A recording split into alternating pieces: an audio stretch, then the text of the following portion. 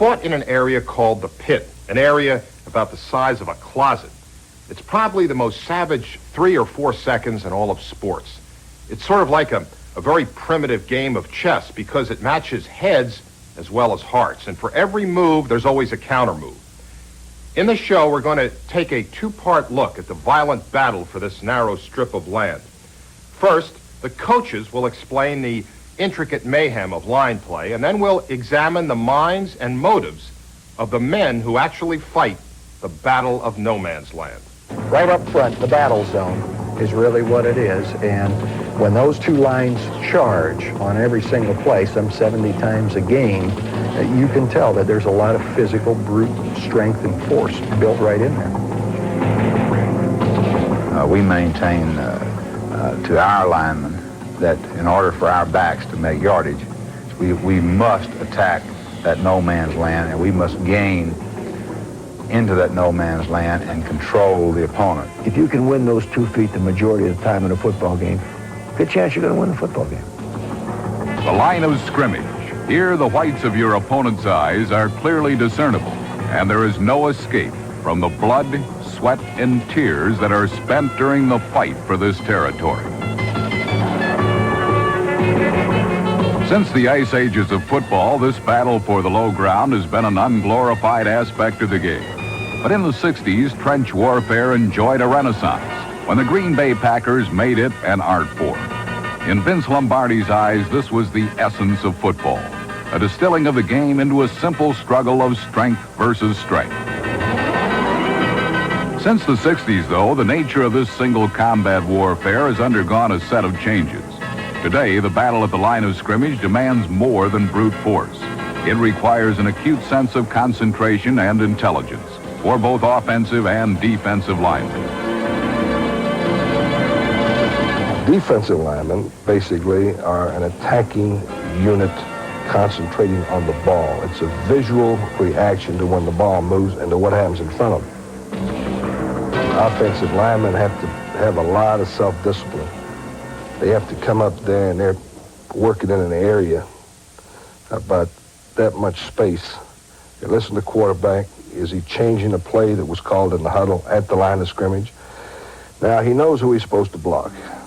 And he's focusing on the snap count. All of a sudden, the defense moves.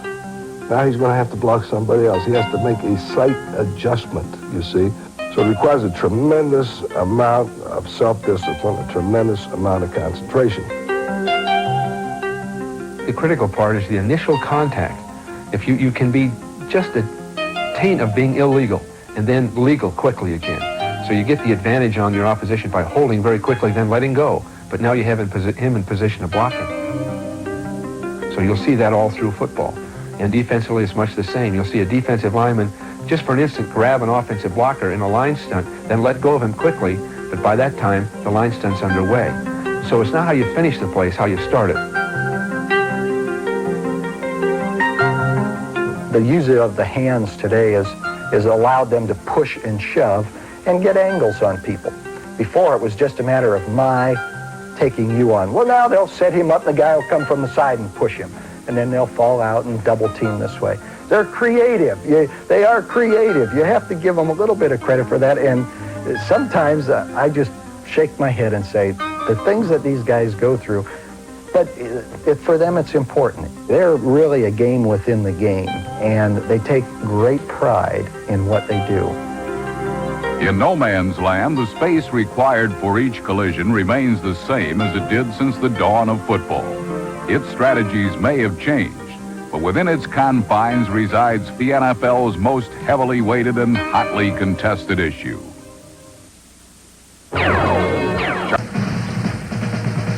In the golden world of pro football, linemen are the coal miners. Once in a while, a great defensive lineman like Howie Long or Dexter Manley can rise out of the pit and into the light of national publicity.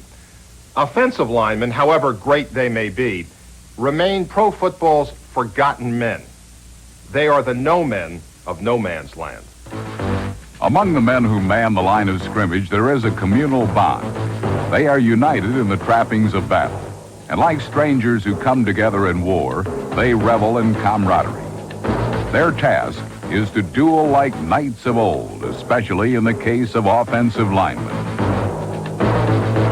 It's pretty much man-to-man combat the whole way through, and especially at offensive tackle. You go against the same defensive player throughout the game. You're going to play against him whether it be a pass, a run, short yardage, goal line. Where at running back or quarterback, you have so many various looks. Offensive line, you play against one man, and that's your assignment the whole day. We're the ones that war so the politicians can play with the ball, and that's basically what's going on. You know, it's not that throw and catch thing that you see on TV. You're down there pushing, shoving, and you don't want to say biting and grabbing. I'm not that tough. It's just idea. But it's a different world. In my opinion, we're at war so everybody else can play. I think that's why people still like football, and I think that's why they like offensive, defensive linemen, because America has always been a fighting, country. Ever since we are, our existence, we, fought in the Civil War, the England War, all the wars we've ever had. There's been, a bunch of fights we've always been in, and we love to fight. People really don't like war that much now, but since we don't have a war, they love to watch offensive and defensive linemen beat the hell out of each other. That's what's the best part of it, because this is truly America right here, down in the pits.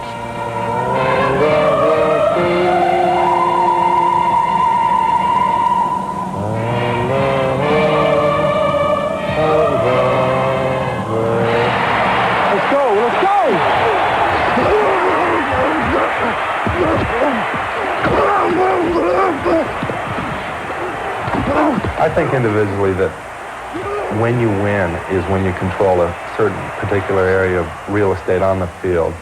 But it's a strange process in order to have a play be successful, because I've seen so many times where an offensive lineman or any player in general has been beaten and the play has been successful. Then at other times, I personally have had times where I've made a great block and I'm saying to myself, hey, this is going to be a touchdown. I look back and it's a 3-yard loss. You all right, Warren? Their hand looks like a bunch of babies out there, boys. You gotta get your... I'm aware of what the score is and what's going on, but still it doesn't really sink in. I'm so in tune to what I have to do individually against my opponent.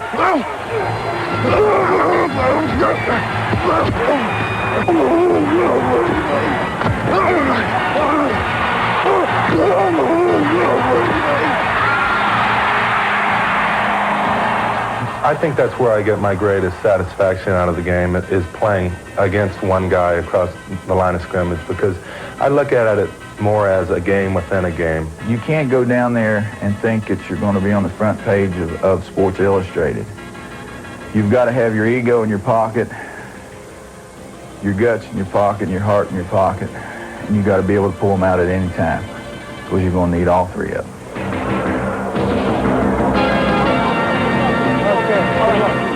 A lot of heart, very little ego, and a whole lot of guts. They are the character elements needed to delve deeply into the abyss known as no man's land. Nestle